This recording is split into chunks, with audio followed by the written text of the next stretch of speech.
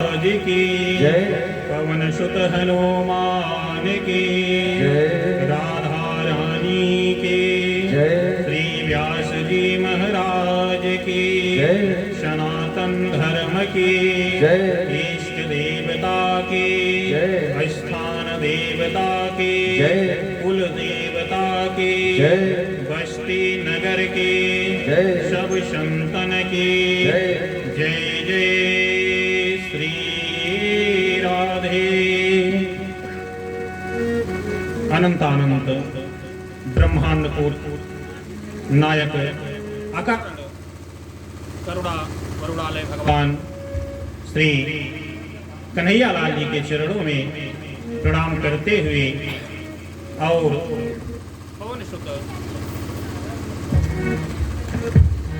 पवन सुत हनुमान जी के चरणों में वंदन करते हुए हम सभी आज प्रथम दिवस की कथा की तरफ प्रवेश करेंगे।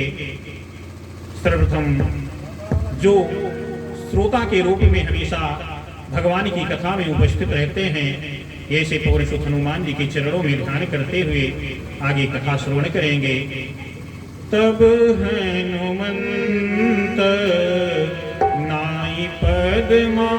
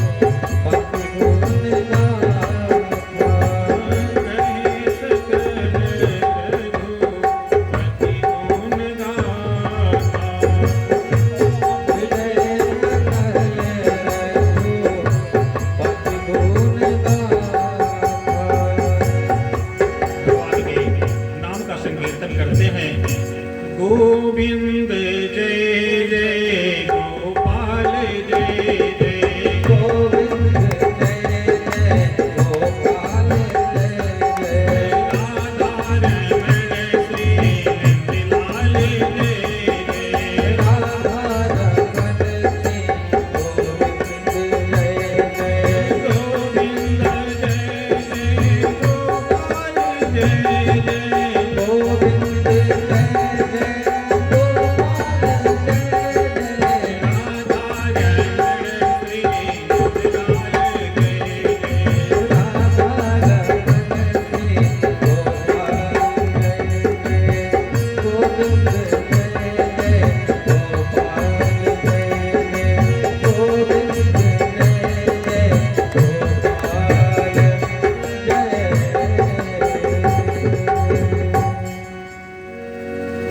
अनंतानंत कोटि ब्रह्मांड नायक परत्पर ब्रह्म आकारण करुणालय भगवान श्री बांके बिहारी लाल जी के चरणों में प्रणाम।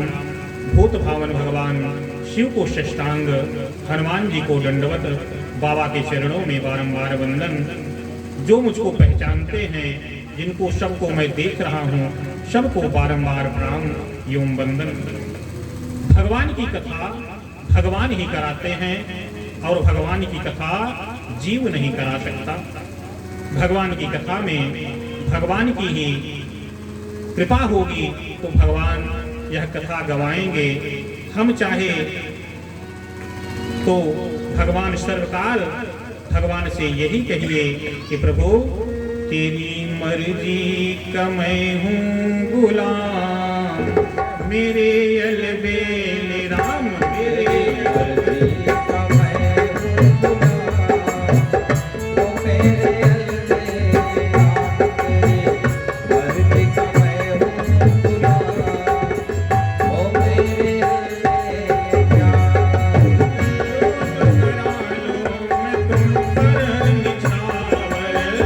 जो भी करा ले हम तुम पर नछावर, जो भी करा लो मैं तुम पर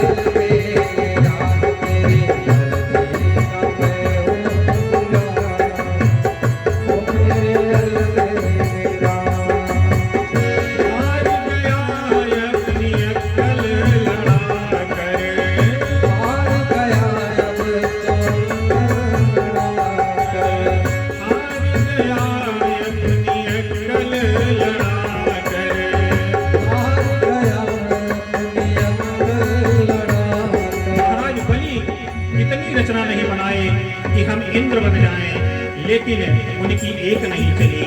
किसी महापुरुष ने दोहा कहा है कि नर सोचे नहीं होत है, प्रभु सोचे तत्काल, बलि चाहत वैकुंठ को, हरि पठयहु पाताल। इसलिए हार गया अपनी लड़ा करे, लड़ा करे।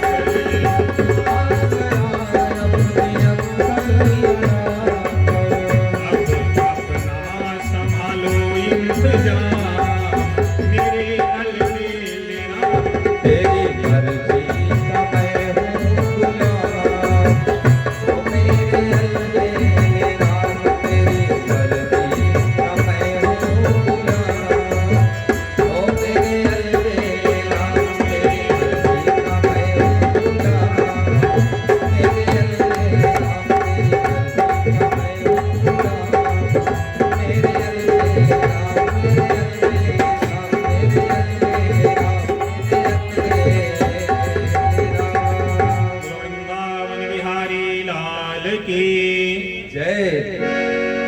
सर्वप्रथम कथा में प्रवेश करते हैं। भागवत कथा में सर्वप्रथम पहला श्लोक जो है, पहले श्लोक से हम लोग श्रवण करते हैं कि सच्चिदानंद रूपाय विश्वपत्योदिहेतवे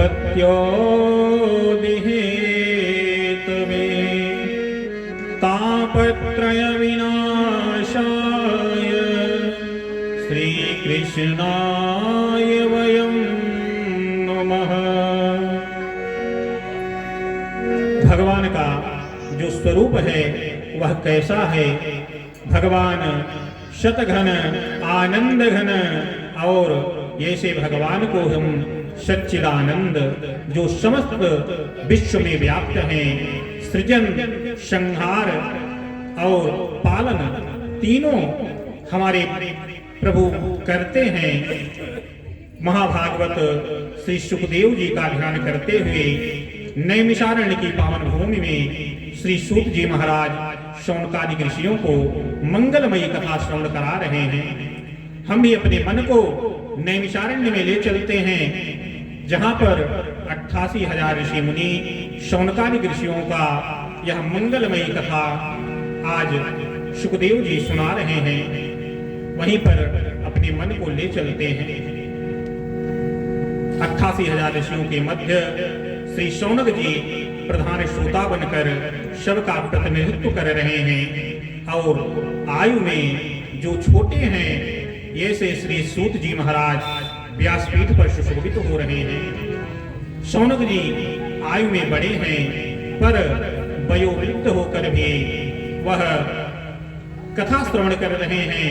इनकी विशेषता है कि कथामृत रसस्वाद कुशलः, यह कथामृत सुनने में अत्यंत कुशल है। भगवान का कथामृत पान करने में परम कुशल हैं। जब श्रोता बनकर बैठते हैं तो महान विद्वान और वयोवृद्ध होकर भी एक अनभिज्ञ बन जाते हैं। यही इनकी कुशलता है।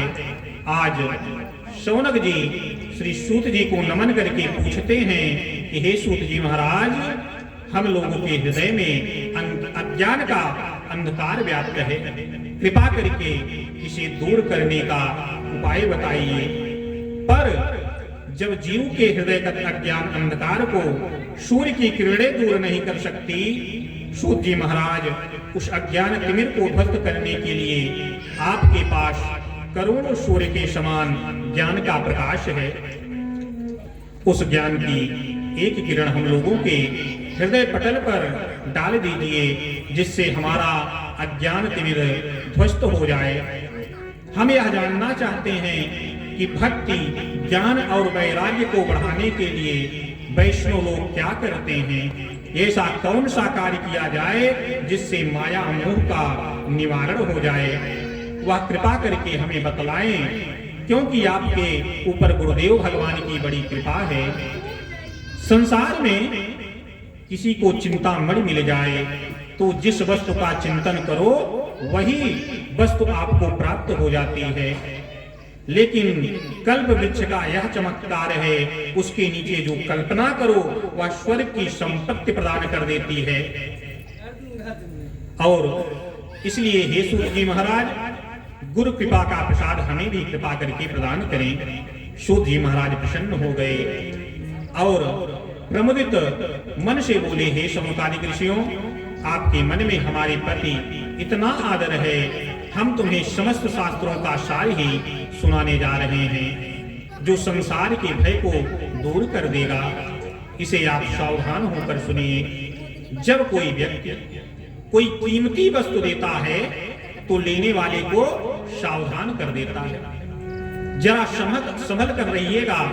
उसी प्रकार से वक्ता जब कोई विशिष्ट बात कहने जाता है तो श्रोताओं को सावधान कर देता है। सूत जी कहते हैं, ऋषियों, संसार में सबसे बड़ा जो डर है वह मृत्यु का डर है। मरने का भय प्रत्येक प्राणी को भयक्रांत कर देता है और इसका नाम है मृत्यु लोक। जो आया है उसका जाना निश्चित है। संसारति इति संसारः, यह जो सरकता रहता है, खिसकता रहता है, कोई कितना भी पकड़ने का प्रयास करे लेकिन किसी की मृत्यु रुकती नहीं है।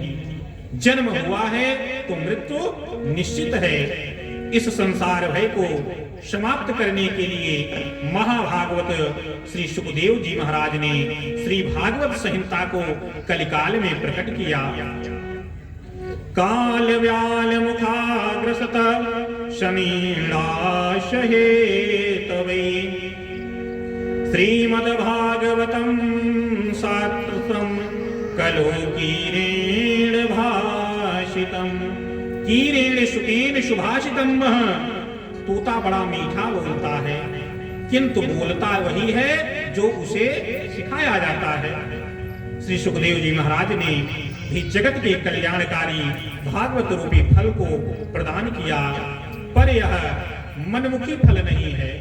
उन्हें भी आचार्य परंपरा से जो प्राप्त हुआ वही उन्होंने संसार को दिया। जब महाराज परीक्षित के सामने मृत्यु का भय उपस्थित हुआ, 7 दिन में मरना सुनिश्चित हो गया, तो वे अपने कल्याण का मार्ग खोजने लगे। उसी समय महामुनि सुखदेव जी ने श्री भागवत संहिता के द्वारा परीक्षित को भय से मुक्त किया। जैसे ही गंगा के तट पर सुखदेव जी भगवत संहिता का प्रवचन करने के लिए विराजमान हुए तो देवता लोग को पता चल गया। सुधा कुंभम गृहीत्वैव देवास्त्रतः समागमम्। सभी देवता लोग अमृत का कलश लेकर आए और सुखदेव जी को प्रणाम करके अमृत का कलश सामने रख दिया। देवता बोले, महाराज, हमने जैसा सुना है कि परीक्षित के सामने मृत्यु का भय उपस्थित हो गया है, इसलिए आप उन्हें कथा सुनाने जा रहे हैं। महाराज, अमृत का कलश हम ले आए हैं, परीक्षित को यह अमृत पिला दीजिए तो वह मृत्यु भय से मुक्त हो जाएगा। सुखदेव जी को सुनकर बड़ा आश्चर्य हुआ कि देवता लोग कब से परमार्थी हो गए। इस मृत्यु लोक में तो आए दिन लोग मरते रहते हैं, लेकिन ये किसी को अमृत पिलाने नहीं आते। न हमने इनको बुलाया, न परीक्षित ने पुकारा, तो फिर बिना बुलाए देवता अमृत का कलश लेकर आ गए। ये तो महान आश्चर्य है। इस प्रकार से बहुत प्रकार से देवताओं ने सुखदेव महाराज से कहा कि आप परीक्षित को अमृत पिला दीजिए, उसके बदले में हम लोगों को कथा सुना दीजिए, भागवत की कथा सुना दीजिए। लेकिन हमारे सुखदेव जी महाराज हंसते हुए बोले, अरे देवताओं, तुम लोग श्रद्धा से श्रोता बन के आओ तो मैं कथा आपको अवश्य सुनाता, पर तुम लोग तो सौदागर बनकर आए हो, इसलिए आप लोग मुझसे ठग करने आए हो। क्योंकि कोई कांच का टुकड़ा देकर बदले में करोड़ों का कीमती बहुमूल्य हीरा मांगे तो वह सरासर ठग है। यह जो भागवत कथा है यह हीरा है, और जो अमृत है वह कांच है। इस प्रकार से देवताओं को मना कर दिया और उन्हें वहां से भगा दिया।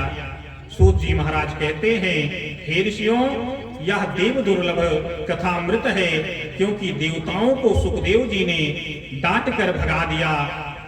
इसलिए विचार कीजिए कि कथामृत और सुधामृत में कौन सा अमृत श्रेष्ठ है। इस प्रकार से इस कथा की दूसरी विशेषता है कि स्वर्ग का अमृत पीने वाले देवता भी धीरे धीरे भगवान की कथा सुनने के लिए, उनका जब पुण्य समाप्त होने लगता है तो वह धरती पर जन्म लेकर भगवान की कथा सुनने आते हैं। सुखदेव जी ने अच्छे से नाप तौल कर निर्णय लिया, क्योंकि हर दृष्टि से हरि की कथा जो यह है यह अमृत के समान है। सुखदेव जी ने देवताओं को भगाया।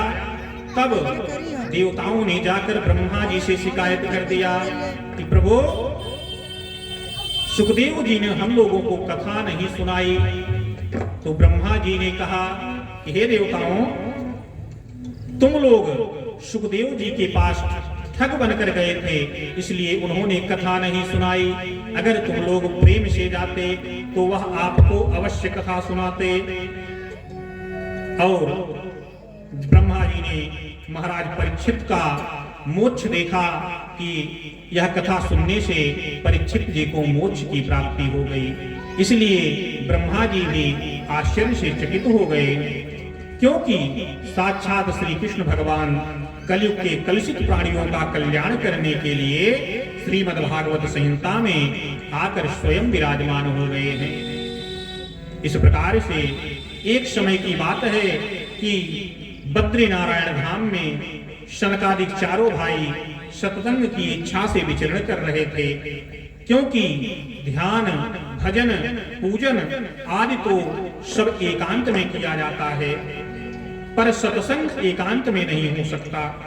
थोड़े ही आनंद आता है अकेले में। तो चारों भैया विचरण कर रहे थे कि अचानक नारद जी को देखा। नारद जी को देखकर बहुत प्रसन्न हो गए। संत को जब कोई भगवत रसिक मिल जाए तो बड़े प्रसन्न हो जाते हैं कि आज कुछ भगवत चर्चा होगी। और शनकादिकों का जीवन ही भगवत चर्चा के लिए हुआ है। और नारद जी के निकट आए तो देखा कि नारद के मुख पर बड़ा ही चिंता विराजमान है। नारद चिंता से युक्त हैं। शनकादिक आश्चर्यचकित हो गए कि चिंताओं को दूर करने वाले परम संत श्री नारद आज चिंतातुर हुए हैं। बड़ा आश्चर्य है। शनकादिकों ने पूछा, नारद जी, आपका मुख इस प्रकार से लटका हुआ है, किस बात की चिंता आपको सता रही है? यह भागे भागे कहां जा रहे हो? आपका मुख कमल ऐसे लग रहा है जैसे कोई महाकृपण का धन चला गया हो। और संतों का जो अपना धन है वह क्या है? वह है महात्माओं का धन क्या है? वृंदावन में जाकर देखिए, सभी लोग एक ही रट लगाए रहते हैं कि हमारो धन राधा, श्री राधा, श्री राधा।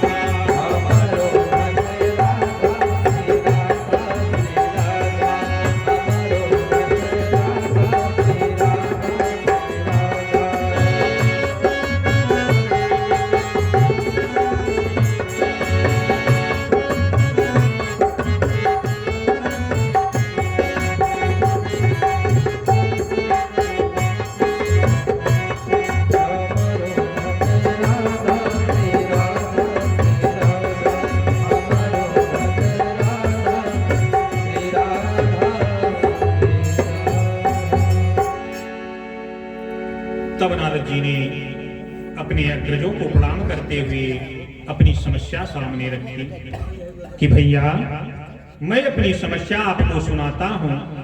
मैं इस संसार में सत्संग की इच्छा से घूम रहा था कि भगवत दर्शकों के बीच बैठकर कुछ भगवत चर्चा करूंगा।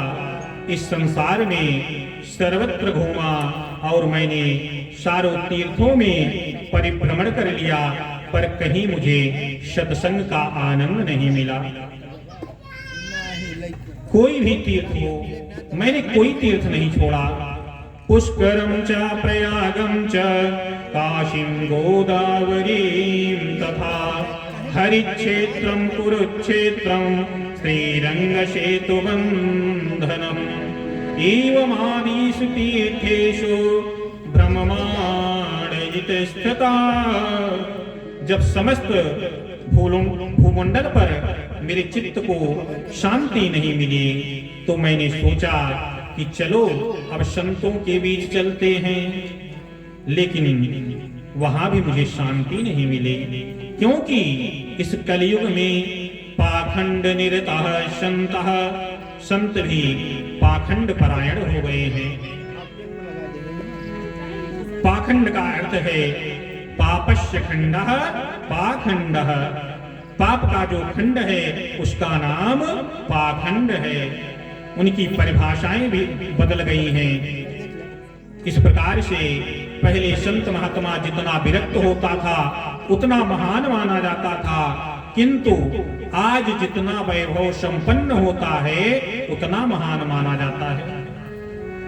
और फिर जब मुझे कहीं शांति नहीं मिली तो मैंने देखा गृहस्थों के यहाँ माता पिता की सेवा तब तक होती है जब तक माता पिता ने तिजोरी की चाबी नहीं सौंपी, और जहां सर्वाधिकार मिला सो ही देवी जी का चलावा आ जाता है। फिर माता पिता की खटिया तो खेत या अनाथ आश्रम में लगा दी जाती है। कदाचित माता पिता घर में जबरदस्ती बैठे भी हों तो उनसे किसी भी प्रकार की चर्चा नहीं की जाती है। मृत्युलोक में यह सब देख देख कर मेरा चित्त एकदम अशांत हो गया। मैंने सोचा कि अब कहाँ जाएं, तब मुझे तुरंत श्रीधाम वृंदावन का याद आया। मेरे प्रभु की उस दिव्य प्राकट्य भूमि के यमुना पुलिन पर मेरे चित्त को अवश्य विश्राम मिलेगा। ऐसा विचार करके मैं सीधे यमुना घाट वृंदावन में जाकर पहुंच गया। वहां पहुंचकर एक आश्चर्य और देखा। मैंने देखा कि एक युवती खिन्न मन्ना होकर बैठी है, आंखों से उसके आंसू बह रहे हैं और दो पुरुष उसके सामने अचेतन अवस्था में पड़े हुए हैं। तमाम देवियां उनको घेर कर बैठी हुई हैं। कोई पानी पिला रही है तो कोई पंखा झल रही है। मैंने सोचा यह बेचारी क्यों रो रही है, कौन है? चलकर मैं ही देखता हूँ, इसके कष्ट को दूर करने का प्रयास करता हूँ। संतों का हृदय मक्खन के समान मुलायम होता है, इसलिए नारद जी जो हैं संत हैं, उनका हृदय मक्खन के समान मुलायम है। तुलसीदास जी महाराज ने कहा भी है कि संत हृदय नवनीत समाना, संत हृदय नवनीत समाना, कहा कबीर पर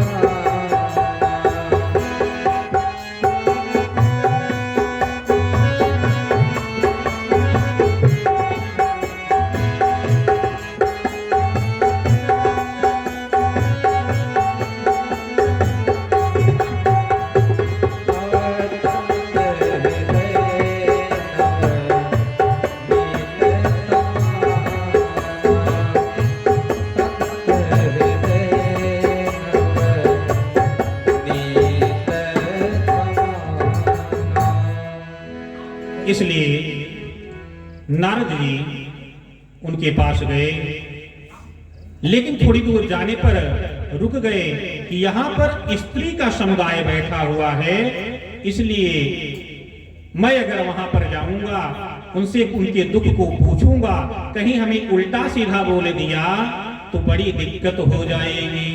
इसलिए नारद जी ना तो वहां पर गए, वहीं से वापस लौट गए। उसने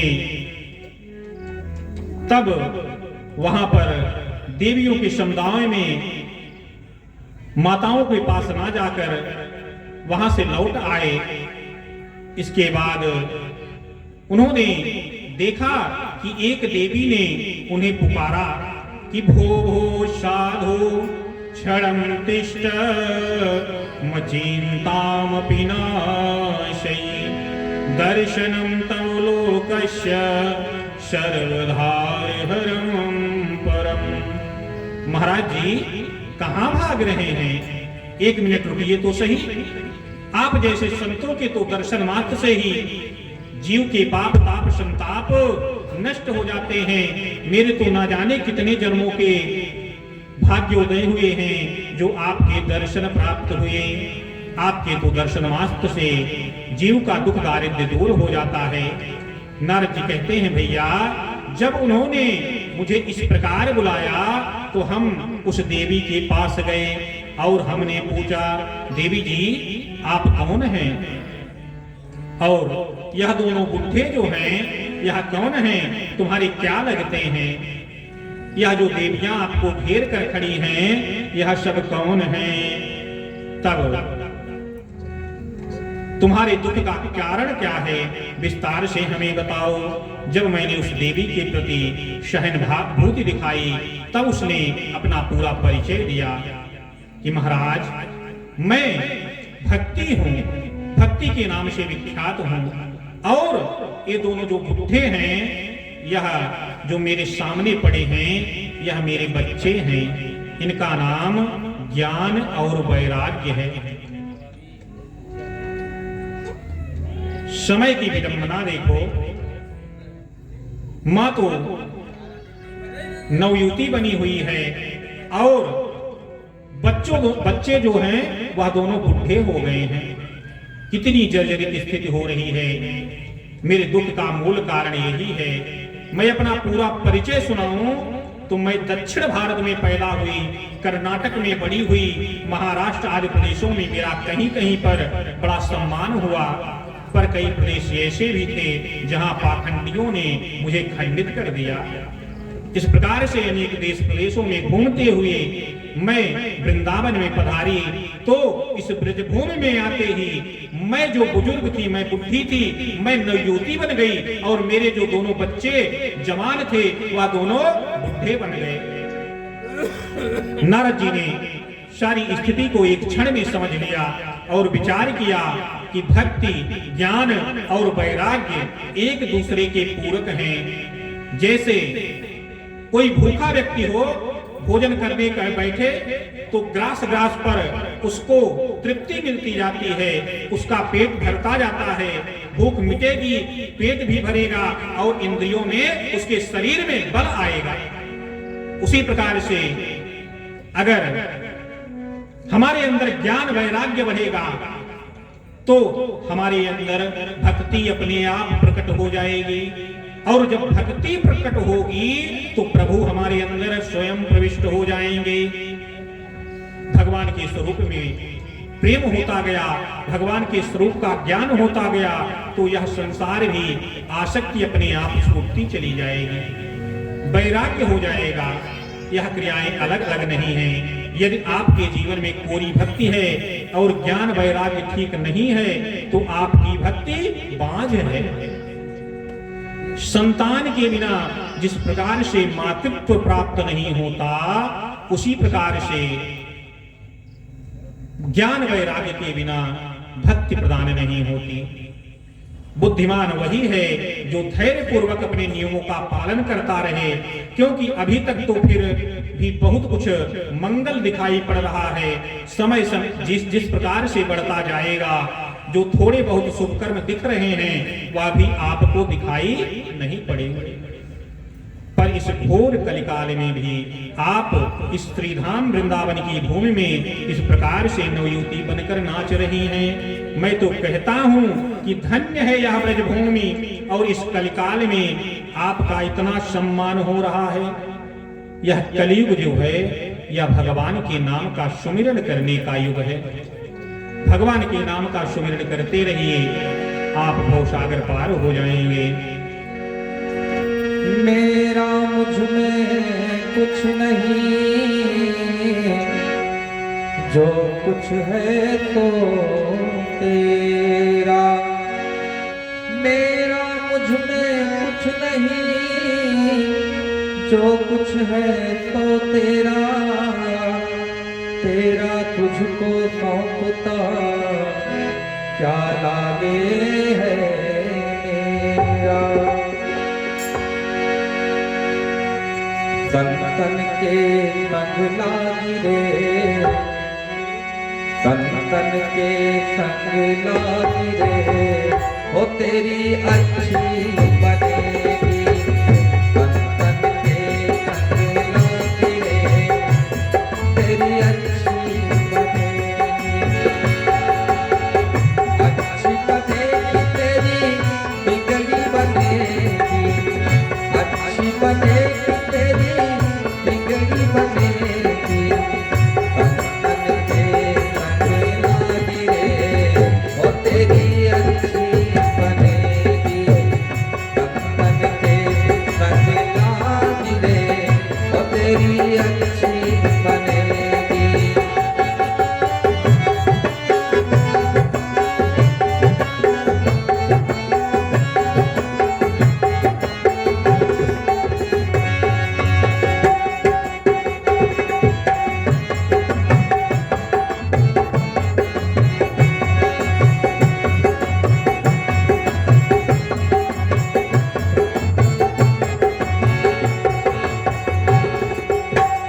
ध्रुव जी की बन गई पहचान की बन गई। ध्रुव जी की बन गई पहचान की बन गई।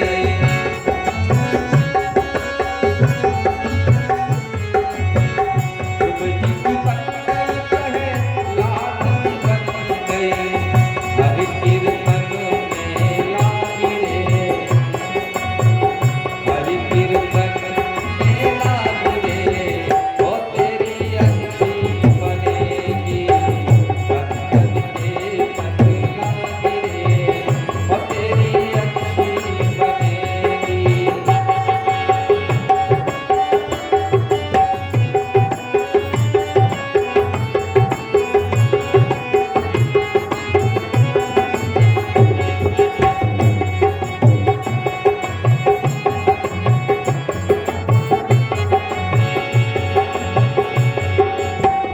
काका ले तो है अंत बनावे, काका ले तो है अंत बनावे।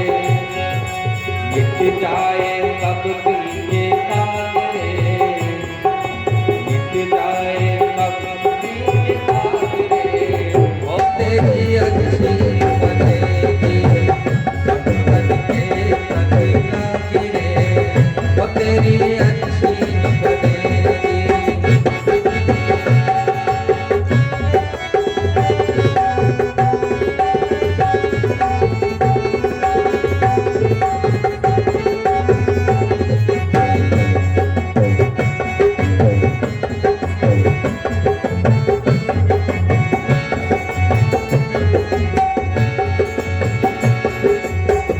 मोह रात में बहुत सोया, मोह रात में बहुत सोया।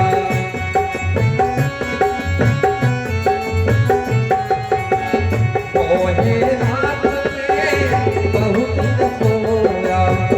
जाग सके तो जाग रे, जाग सके तो जाग रे, मेरी अच्छी बनेगी। संतन के संग लागी रे, हो तेरी अच्छी बनेगी। अच्छी बनेगी तेरी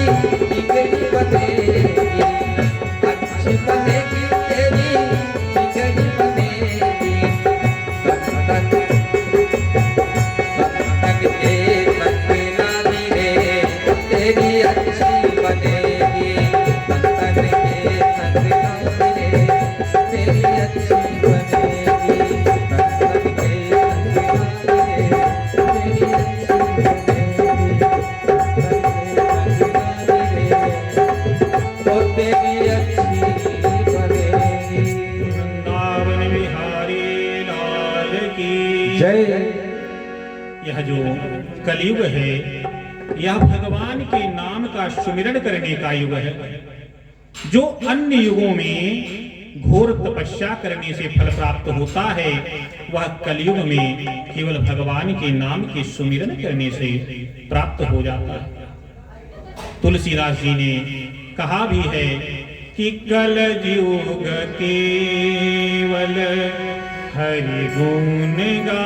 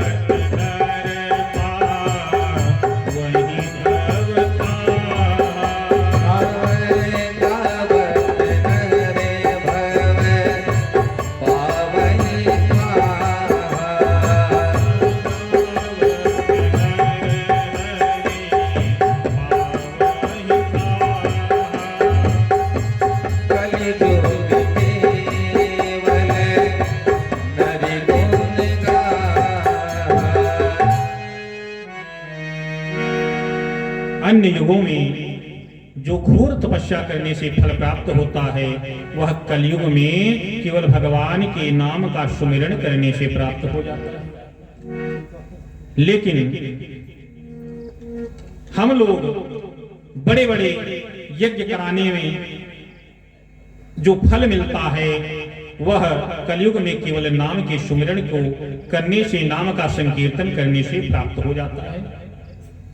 इस प्रकार से नारद जी ने देखा कि यह जो ज्ञान वैराग्य हैं यह नवयुवक होते हुए भी बुजुर्ग हो गए हैं, इनको ठीक करने का कोई उपाय करना चाहिए।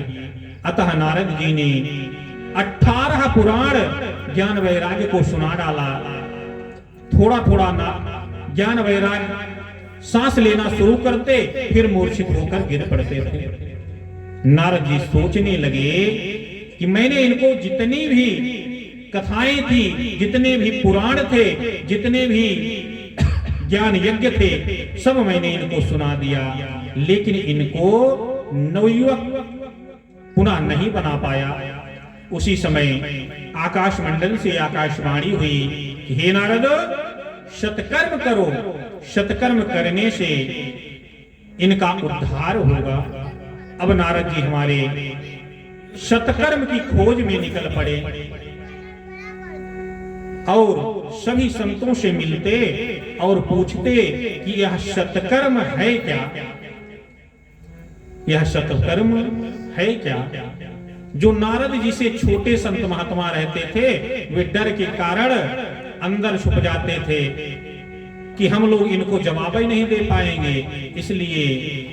और जो बड़े बड़े संत महात्मा रहते थे उनको भी इस सत्कर्म के बारे में पता नहीं था, वह भी मौन व्रत धारण कर लेते थे।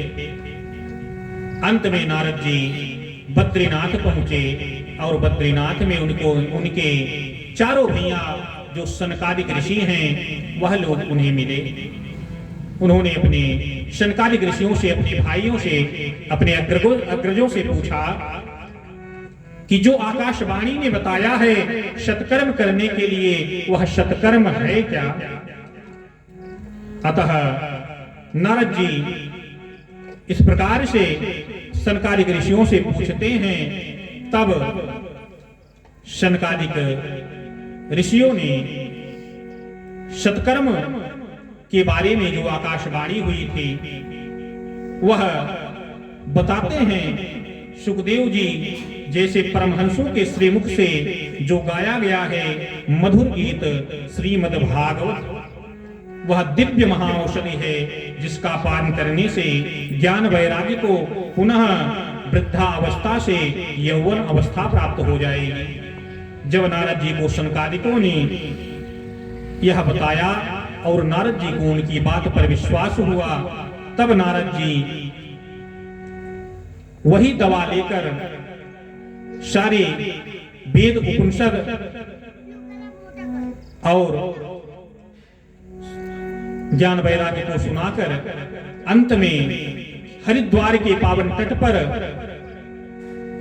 भागवत कथा का आयोजन किया गया। शनकादिक ऋषि भी वहां पर आए और हरिद्वार के तट पर भागवत कथा शुरू हुई। जितने भी गृहस्थ थे, देवता थे, सभी लोग भागवत कथा में सम्मिलित हुए।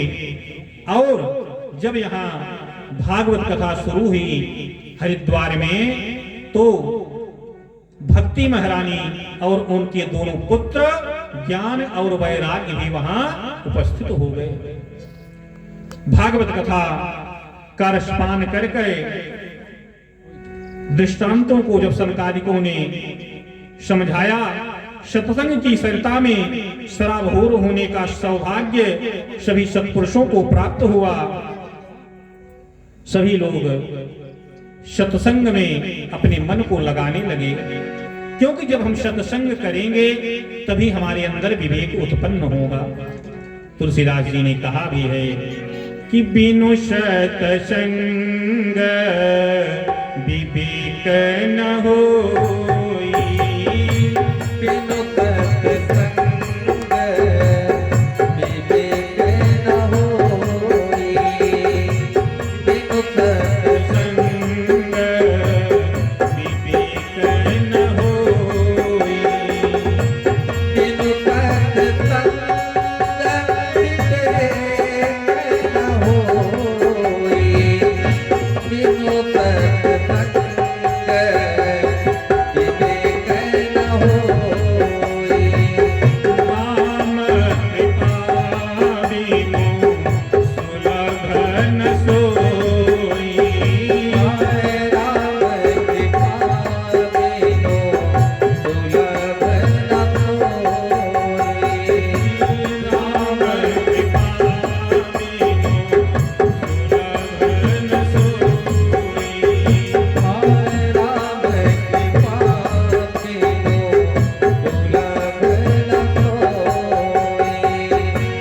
राम कृपा बिनु सुलभ न होई। राम कृपा बिनु सुलभ न होई।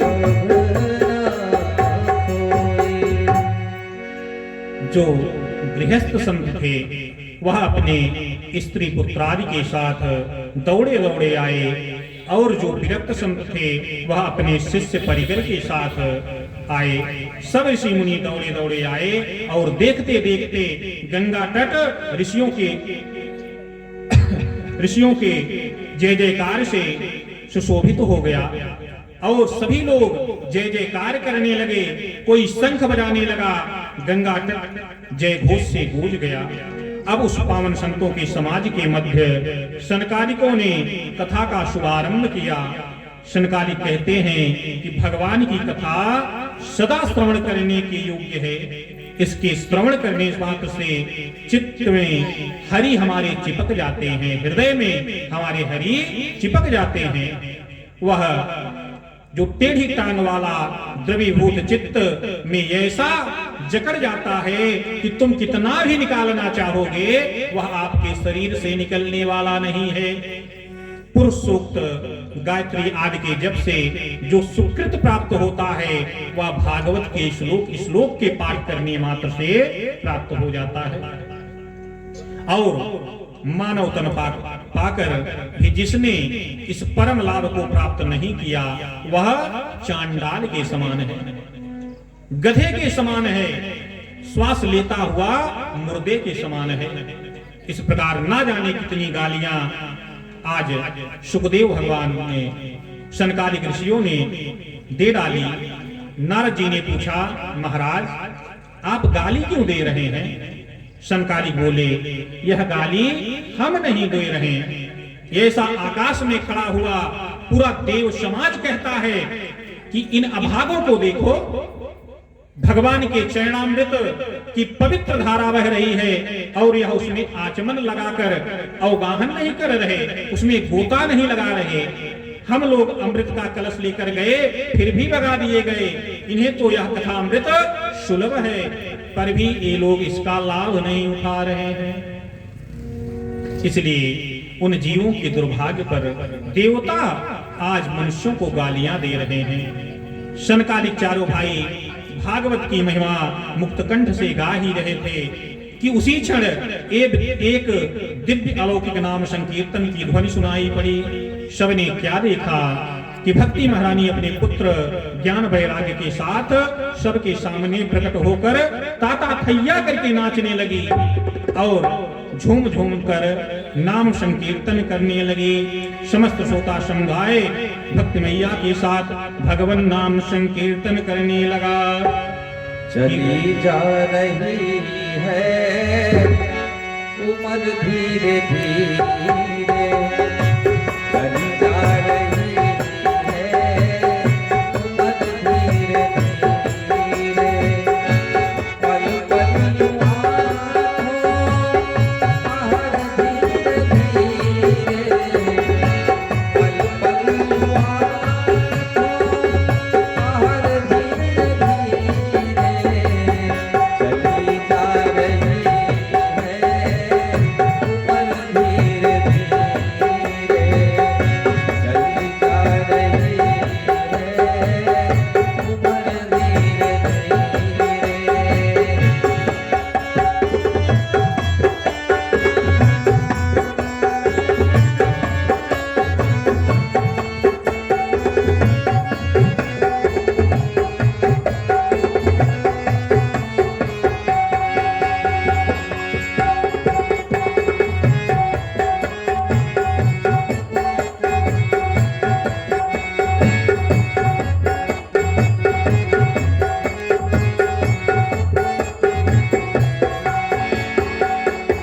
बचपन भी जाए, जवानी भी जाए, बचपन भी जाए, जवानी भी जाए, बुढ़ापे का होगा असर धीरे धीरे, बुढ़ापे का होगा असर धीरे धीरे।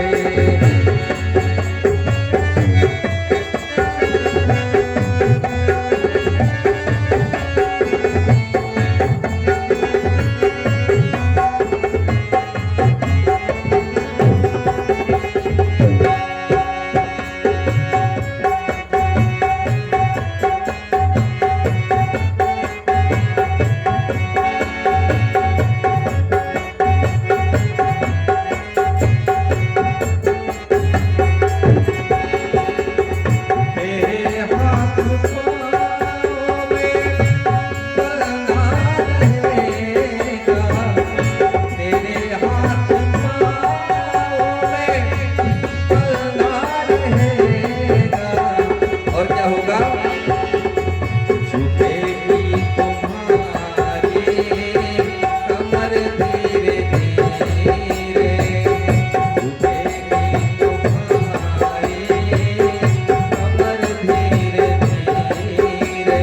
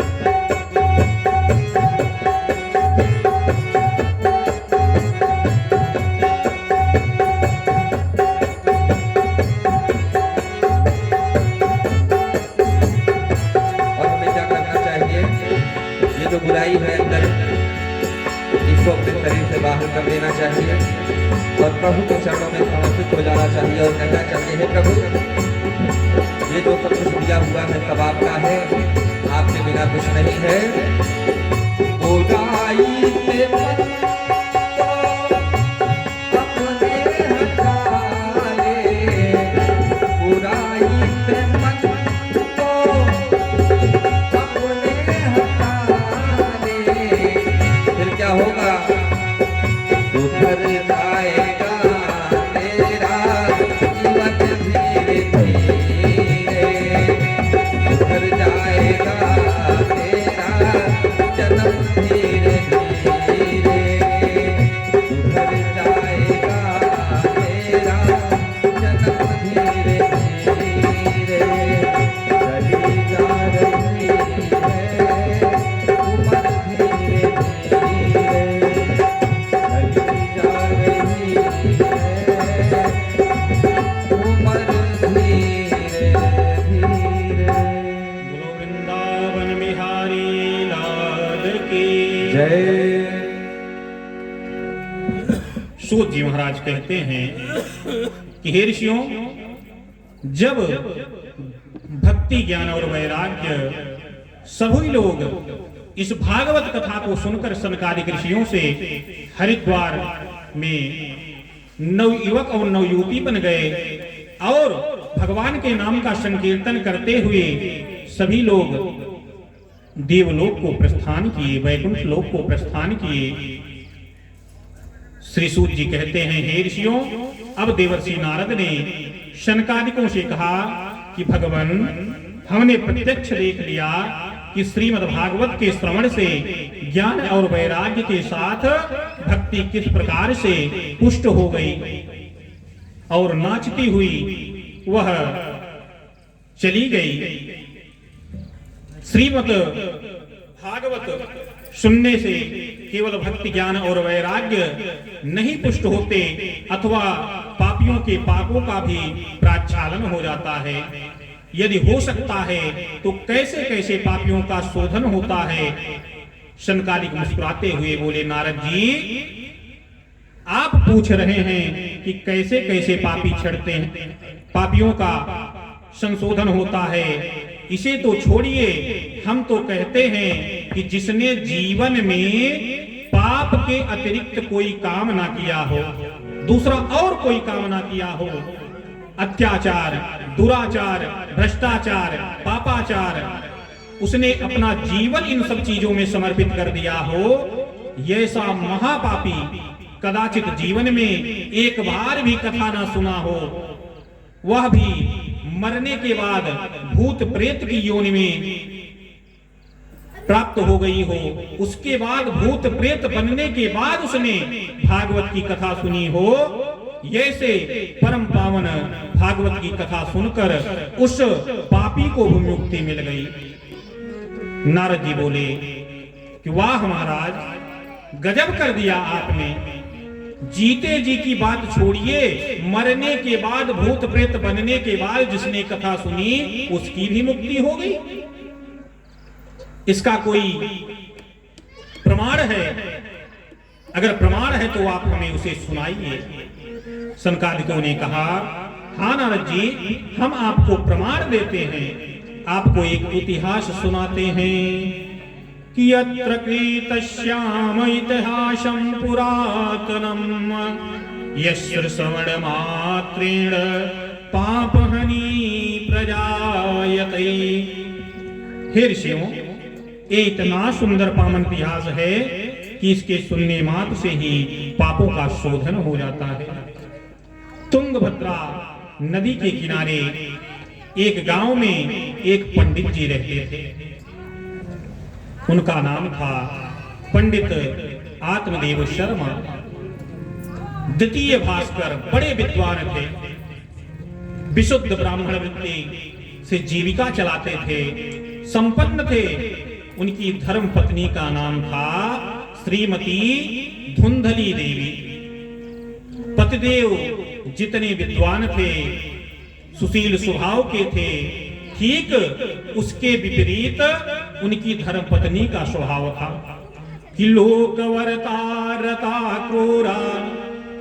विनाशो बहुजल्पिका शूराचा गृहत्येषु कृपणा कलह प्रिय।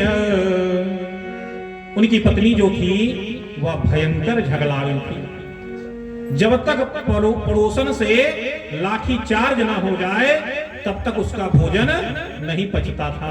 इस स्वभाव वाली थी, इतना खतरनाक स्वभाव। इधर से उधर चुगली करके आपस में लोगों का झगड़ा लगाकर सब उसका विचित्र स्वभाव था।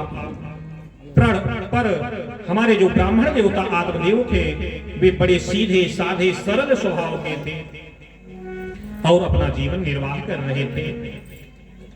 दोनों के दंपत्ति के मन में एक ही कष्ट था कि उन दोनों के कोई संतान नहीं थी। पूरी उम्र बीत गई लेकिन संतान की उत्पत्ति नहीं हुई।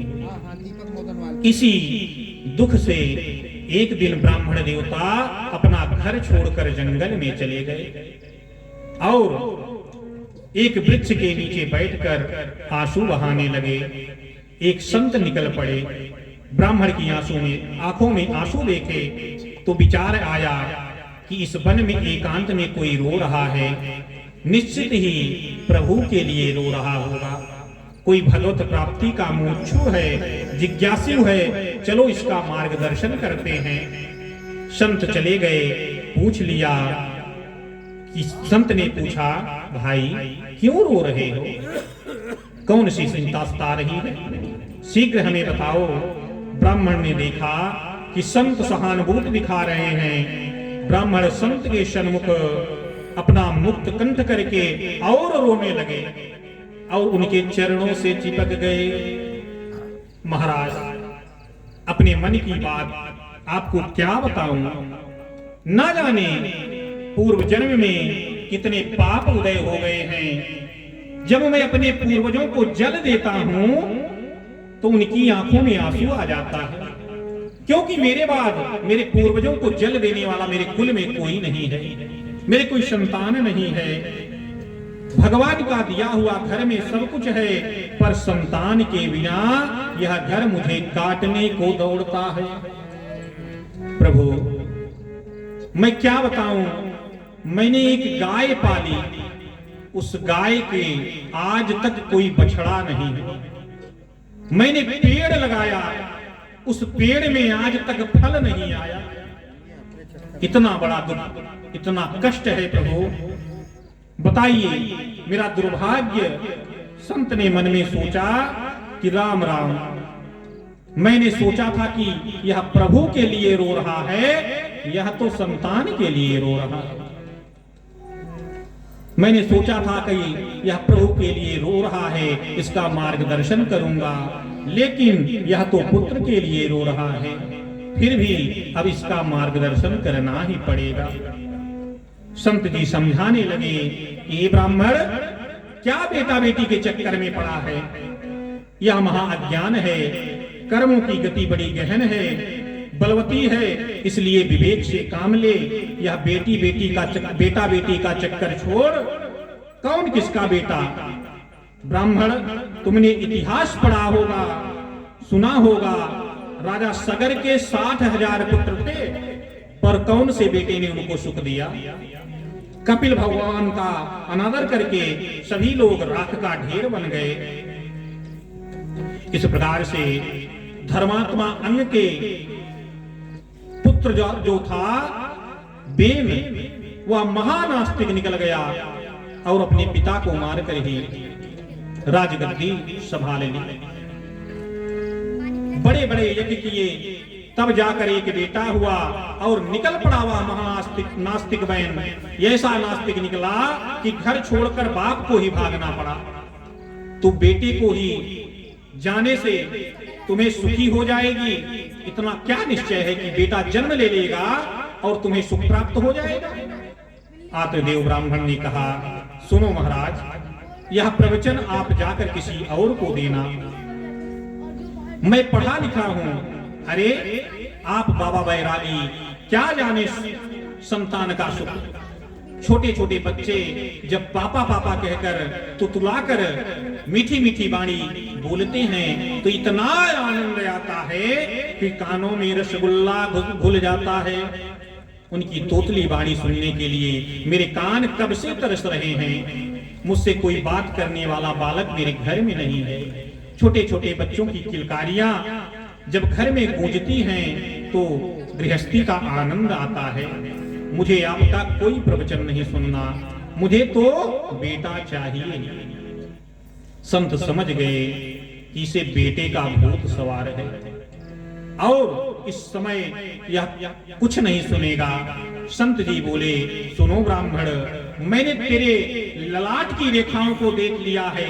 तेरे माथे पे स्पष्ट लिखा है कि सप्त जन्मावधि तव पुत्रो नैव च नैव च। तू आज की बात छोड़, तेरे 7 जन्मों तक तेरे मस्तक पर लिखा है तेरे 7 जन्मों तक कोई संतान नहीं होगी।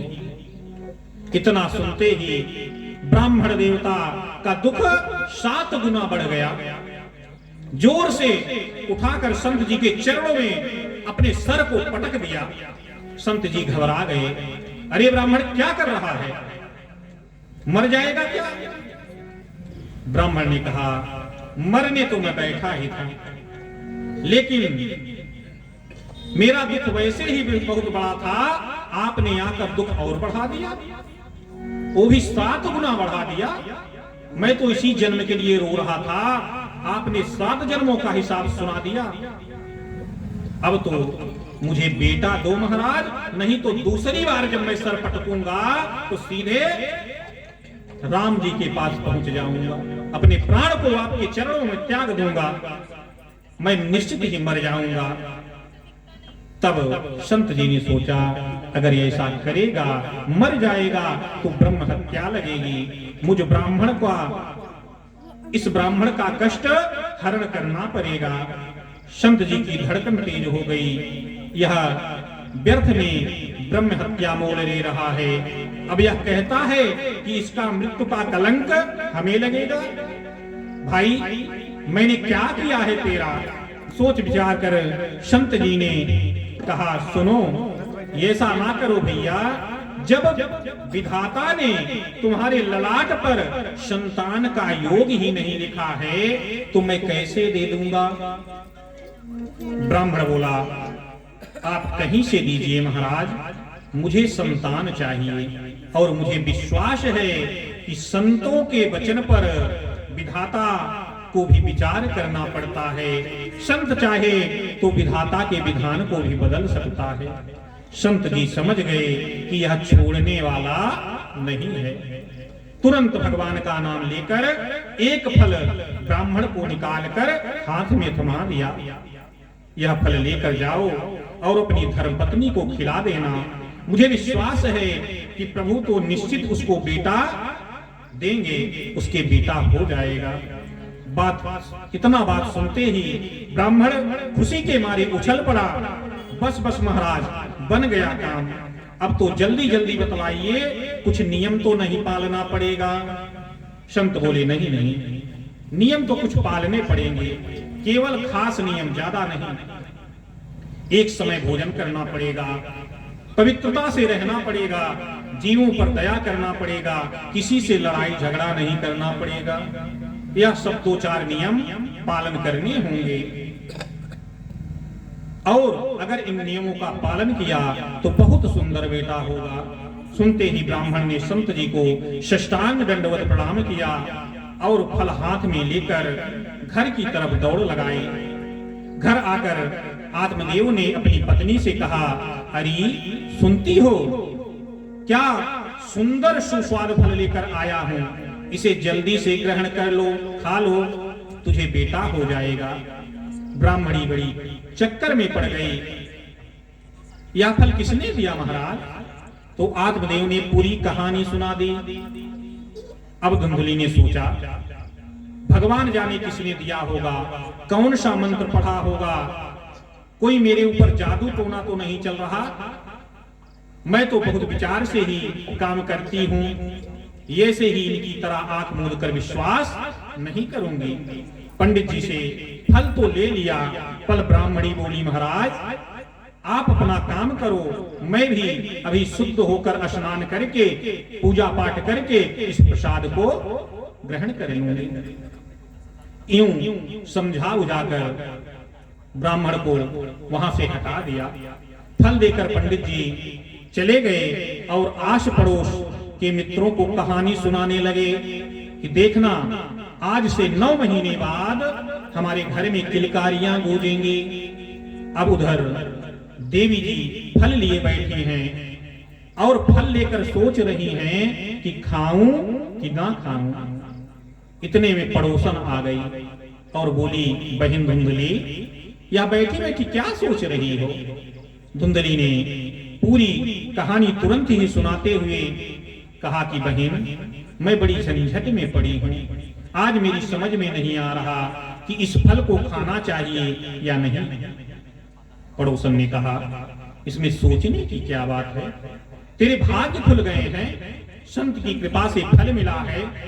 धुंधली बोली मैंने सचमुच फल खा लिया तो मैं गर्भवती हो जाऊंगी, और कहीं सचमुच गर्भवती हो गई तो यह बता कि जब मेरे पेट में बच्चा होगा तो मेरा भोजन कम हो जाएगा, और मेरा भोजन कम हो गया तो मेरा शरीर कमजोर हो जाएगा,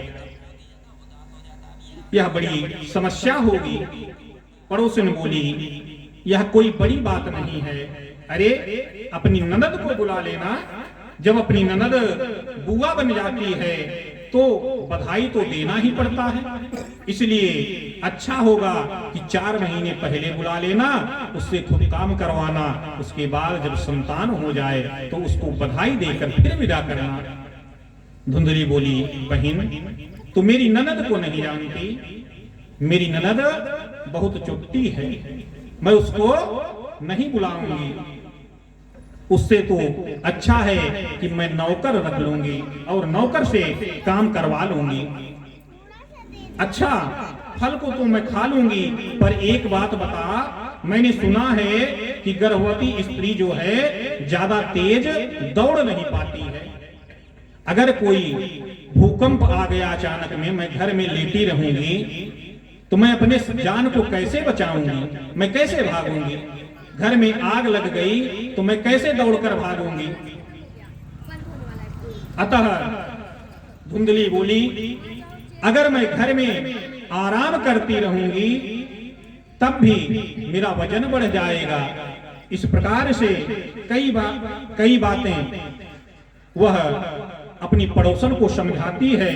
पड़ोसन बोली हे भगवान तू क्या उठपटांग बक रही है, यह सब सोचना बंद कर और भगवान का नाम लेकर फल खा ले।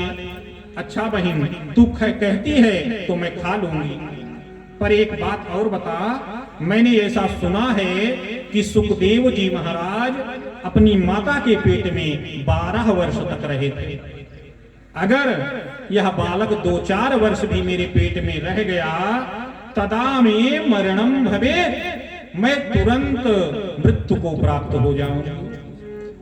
देख बहन पहले तो बालक को जन्म दो, फिर उसका लालन पालन करो। इस प्रकार से बालक के जन्म के समय बहुत कष्ट होता है, बालक के लालन पालन में भी बड़ा कष्ट होता है, इसलिए मैंने तो एक ही निर्णय किया है कि इस झंझट में मुझे नहीं पड़ना है। पड़ोसन ने कहा तेरी बुद्धि में जो आवे वह कर। इस प्रकार समझाकर पड़ोसन वहां से चली गई। धुंधली ने इतने कुतर्क किए कि अंतो गत्वा उस फल को खाया नहीं। पतिदेव लौट कर शाम को आए और पूछा देवी फल आपने खा लिया? धुंधली ने झूठ बोल दिया, हाँ पंडित जी मैंने खा लिया। पंडित जी संतुष्ट हो गए। दूसरे दिन धुंधली की छोटी बहन उससे मिलने आई। धुंधली बोली अरे बहन तू बहुत अच्छे मौके पर आई है, मैं चक्कर में फंसी थी, तू मेरा कुछ समाधान कर। धुंधली ने पूरी कहानी अपने बहन को सुनाई। अब छोटी बहन यही चाहती थी कि इसके कोई संतान ना हो जिससे इसकी संपत्ति मेरे बच्चों को मिल जाए। अतः उसने कहा कि हे बहन, मेरे पास कई बच्चे हैं और इस समय मैं गर्भवती भी हूं, इसलिए तू इस फल को मत खा। जब मेरी संतान होगी, मैं उसको रातों रात लाकर आपके पास सिक्त करके पहुंचाकर चली जाऊंगी, और पंडित जी से बता देना कि ये बालक पैदा हुआ है। इस प्रकार से कई कुतर्क करके उसकी बहन ने समझाया। तब धुंधली मान गई कि ठीक है, लेकिन इस फल का क्या करूं? तो उसकी बहन ने कहा, तेरी गैया के भी कोई बछड़ा नहीं हुआ, यह फल अपनी गैया को खिला दे।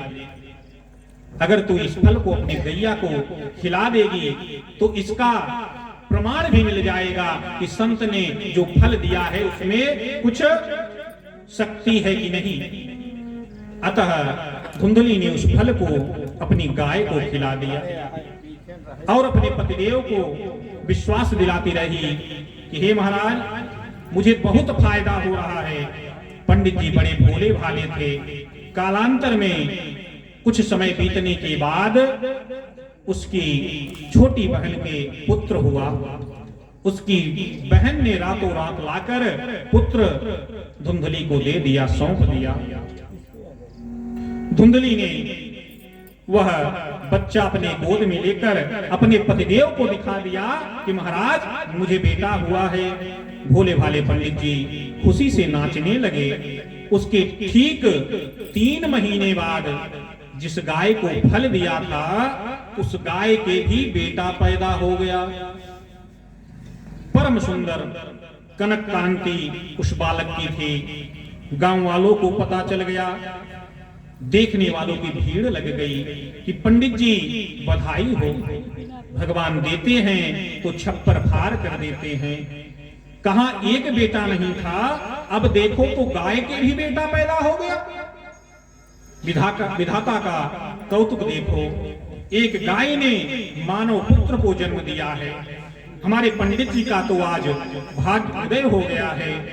लोगों ने खूब बधाइयां बांटी, बड़ा भारी उत्सव मना। पंडित जी ने नामकरण संस्कार किया। गाय के पुत्र का नाम रखा क्योंकि उसके कान जो थे वह गाय के कान के समान थे, गाय के कान के जैसे थे। इसलिए पंडित जी ने उस गाय के पुत्र का नाम गोकर्ण रखा। और पंडित जी अपने बेटे के लिए बढ़िया सा नाम सोच ही रहे थे कि धुंधली खड़ी हो गई पंडित जी की पत्नी कि सुनो, मैंने 9 महीना कष्ट झेला है, मैं अपने बेटे का नाम मैं रखूंगी। तब पंडित जी ने कहा ठीक है, जैसा करना है वैसा कर ले। तब धुंधली ने कहा मेरा नाम धुंधली, तो मेरे पुत्र का नाम होगा धुंधकारी। इस प्रकार से धुंधकारी नाम रख दिया अपने पुत्र का। बालक ज्यों-ज्यों बड़े होते गए, गोकर्ण जी जो थे वह प्रकांड विद्वान हुए और धुंधकारी उतना ही दुष्ट दुराचारी होता गया। गोकर्ण पंडितो ज्ञानी, पंडित का अर्थ है शत असत विवेचनी, बुद्धि पंडा सा अस्त संजाता सा पंडिता। जो सत्य असत्य का भेद कर सके वही पंडित है। सत और असत का जो ठीक से विवेचन कर सके वही पंडित है। इसलिए तो भगवान ने अर्जुन जी को डांटा कि पंडित ऐसा थोड़ी सोचते हैं जैसा तू सोच रहा है। सत असत का जिसमें विवेक हो वही पंडित है। ऐसे महान पंडित गोकर्ण जी महाराज हुए और धुंधकारी तो चोरी करने लगा, दुराचार में पवित्र हो गया, जुआरी बन गया। घर का जितना धन था सब एक एक करके ठिकाने लगा दिया, व्यभिचार में प्रवृत्त हो गया। एक दिन तो घर के बर्तन लेकर उठाकर बाजार में बेच आया। अब तो पंडित जी सिर पकड़कर रोने लगे, हे भगवान कहां जाऊं, कहां बैठूं किसे अपनी व्यथा कथा सुनाऊं। ऐसे जीवन में तो अच्छा है कि कहीं जाकर मर जाऊं। पुत्र के इन दुर्गुणों से दुखित होकर आज पंडित जी फिर मरने जा रहे हैं। कुछ दिन पहले पुत्र नहीं था इसलिए मरने जा रहे थे, आज पुत्र हो गया फिर भी मरने जा रहे हैं। पंडित जी बच्चे का दुराचार, पुत्र का दुराचार देखकर आज भी बड़े दुखी हैं। अतः वह मरने के लिए चल पड़े। तब गोकर्ण जी ने रोक कर समझाया, पिताजी आप कहां जा रहे हैं? बताया कि बेटा तुम्हारे भाई धुंधकारी के क्रियाकलापों को देखकर मुझे बड़ा दुख हो रहा है, इसलिए मैं अपने प्राण को त्यागने जा रहा हूं। तब गोकर्ण जी ने बहुत समझाया, पिताजी यह मानव शरीर मिला हुआ है, सत्कर्म करने के लिए मिला हुआ है और इस मानव शरीर में कभी भी हार नहीं माननी चाहिए। जीवन में आप भगवान का नाम का स्मरण करते रहिए। 4 अवस्थाएं हैं, अतः आप इस समय वनप्रस्थ आश्रम की तरफ प्रवेश करिए और भगवान का भजन करिए। इसी से आपका उद्धार होगा। अतः अपने पुत्र गोकर्ण का की बात सुनकर पंडित जी वन में चले गए और भगवान के नाम का सुमिरन करने लगे। मेरा कोई ना, ओ मेरा कोई ना, मेरा कोई ना सहारा बिन तेरे, मेरा कोई ना सहारा बिन तेरे, धन जान संवरिया तेरे, मेरा कोई ना सहारा बिन तेरे, धन जान संवरिया मेरे, मेरा कोई ना सहारा बिन तेरे, धन जान संवरिया मेरे।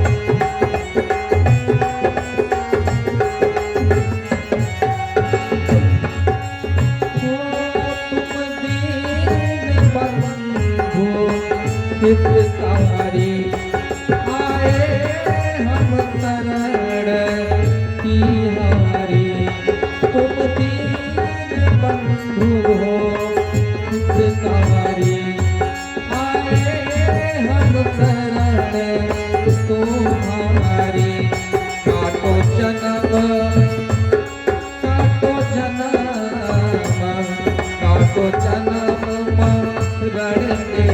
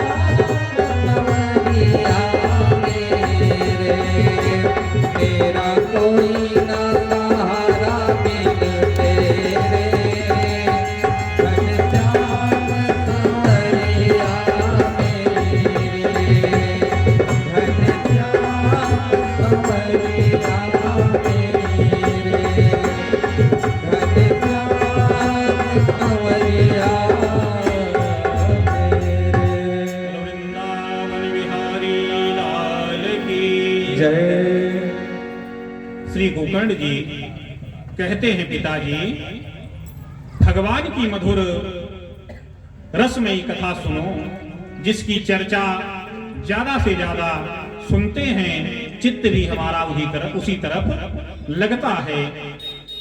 गोविंद के तो चरित्र ही खींचने योग्य हैं। कृष्ण शब्द का अर्थ होता है कर्षति इति कृष्ण, जो मन को अपनी ओर आकर्षित करे उसी का नाम है कृष्ण। इसलिए भगवान की मधुर कथा सुनो, भगवान चर्चा से ज्यादा जुड़ो। ऐसा करने से आपका चित्त अपने आप ही भगवत रसिक बन जाएगा। आज गोकर्ण जी को एक एक शब्द, गोकर्ण जी का एक एक शब्द आत्मदेव जी को बड़ा अच्छा लगा और उनकी बुद्धि में बैठ गया। 60 वर्ष की अवस्था में आत्मदेव को पुत्र की एक एक बात बहुत अच्छी तरीके से चित्त में बैठ गई और तुरंत घर त्याग कर वन की तरफ चल दिए। संतों के बीच रहकर श्रीमद् भागवत के 10वें स्कंद का पाठ करते हुए भगवत चरणों में रत करता हुआ ब्राह्मण अंत में परम गति को प्राप्त हुआ। अब पिताजी को बन जाते ही धुंधकारी अपनी माताजी को पकड़ा और माताजी से कहा कि हे माताजी, पिताजी ने सारा माल आपको दिया है, अब जल्दी जल्दी बता दो वह माल आपने गाड़ कर कहां रखा है, कितनी तिजोरियां हैं और उसको कहां छुपा कर रखा है। मैया बोली, बेटा तूने घर में छोड़ा क्या है जो मैं तुम्हें तिजोरी के बारे में बताऊं? तूने जितना कुछ था सब कुछ बर्बाद कर दिया। धुंधकारी ने कहा, झूठ बोलती है, नहीं बताएगी तो जलती लकड़ी से। आज धुंधकारी ने अपनी माताजी को जलती लकड़ी से मारा, बहुत पीटा। क्वं वित्तं तिष्ठते ब्रूहि हनिष्येलत्याच चेत। तब तो धुंधली रोने लगी, हाय हाय क्या हो गया, अब तो निश्चित ही यह दुष्ट मुझे मारेगा। कहाँ जाऊं, क्या करूं, कुछ समझ में नहीं आया तो रात में घर छोड़कर चली गई। और कूपे पातः कृतौ रात्रौ तेन सा निधनं गतः। रात में अंधकार में कुएं में गिरकर रात्र के समय अपने जीवन का प्राणांत कर दिया। आज धुंधकारी की माता धुंधली कुएं में गिर गई और उनकी भी मृत्यु हो गई। पिताजी संतों के साथ चले गए, माता कुएं में गिरकर मर गई। गोकर्ण जी को लगा कि शायद अब हमारी बारी है, अतः गोकर्ण जी तीर्थ यात्रा करने चल पड़े। अब धुंधकारी घर में बिल्कुल अकेला हो गया। गणिकाओं को, वैश्याओं को बाजार से बुलाकर घर में बैठा लिया। अब निरंतर चोरी डकैती करने लगा और धन संपत्ति जो कुछ लूट कर कमाता उन गणिकाओं वेश्याओं को लाकर समर्पित कर देता था। अब विचार कीजिए कि यह आत्मदेव की कथा नहीं है, यह हम सब की कथा है। हम सभी लोग तुंगभद्रा नदी के तट पर रहने वाले ब्राह्मण आत्मदेव हैं। उसी प्रकार यह हमारा शरीर भी जो है वह तुंगभद्रा है। तुंग अर्थात श्रेष्ठ और भद्र अर्थात कल्याण, जिसके द्वारा उत्तम कल्याण का मार्ग प्राप्त हो वह है तुंगभद्रा। उसी प्रकार हम सभी इस मानव शरीर को प्राप्त करके भगवान के चरणों में अपने ध्यान को नहीं लगा रहे हैं। हम लोग भी पुत्र पौत्र के घर परिवार के मोह माया में फंसे हुए हैं, तो इससे उद्धार होने वाला नहीं। जब तक हम भगवान के चरणों में अपने मन को समर्पित नहीं करेंगे तब तक इस संसार में हम लोग भी हमेशा जन्म लेते रहेंगे, इस बंधन से मुक्त नहीं होंगे, हमेशा इसी में पड़े रहेंगे। जैसे धुंधली ने कुतर्क करके फल नहीं खाया, वैसे ही सत्संग में संतों से प्राप्त ज्ञान का दिव्य फल अपने कुतर्क की कैसी से हम बुद्धि रूपी मानव काटते चले जा रहे हैं कि गुरु जी तो ऐसा बताते रहते हैं, इसका कोई फायदा नहीं, यह कहकर हम लोग टालते चले जा रहे हैं। इस प्रकार से गोकर्ण जी अब तीर्थ यात्रा पर निकल पड़े। धुंधकारी ने बहुत दुनिया को लूटा, सब लाकर गणिकाओं को वैश्याओं को दे दिया। एक दिन तो इतनी संपत्ति लूट कर लाया कि देखकर पांचों गणिकाएं वैश्याएं आश्चर्यचकित हो गई। पांचों गणिकाओं ने धुंधकारी को मदिरा पिला पिलाकर सुला दिया और रात्र में विचार करने लगी कि देखो कितनी संपत्ति लेकर आया है और आए दिन लाता रहता है। भाई आज नहीं तो कल यह पकड़ा जरूर जाएगा, और यह पकड़ा गया तो निश्चित है कि हम लोग भी पकड़े जाएंगे। इसलिए अब इसका काम तमाम कर देना चाहिए। और जिस दिन इसकी पिटाई हुई उस दिन हम लोग की भी पिटाई होना निश्चित है। इस प्रकार से अब अपने पास पर्याप्त धन हो चुका है, इसको ठिकाने लगा दो और जीवन भर आनंद करो। तो रात में धुंधकारी को नशे में पड़ा हुआ देखकर पलंग में ही रस्सियां बांध दिया, गले में फंदा डालकर जैसे ही पांचों मारने लगी कि धुंधकारी चिल्लाया। एक गणिका तुरंत गई और चूल्हे से आग के अंगारे भर लाई और धुंधकारी के मुंह में ठूस ठूस कर भर दिया। आग के अंगारों से विकल होकर तड़प तड़प कर धुंधकारी मर गया और गणिकाओं ने गड्ढा खोदकर उसके शव को गाड़ दिया।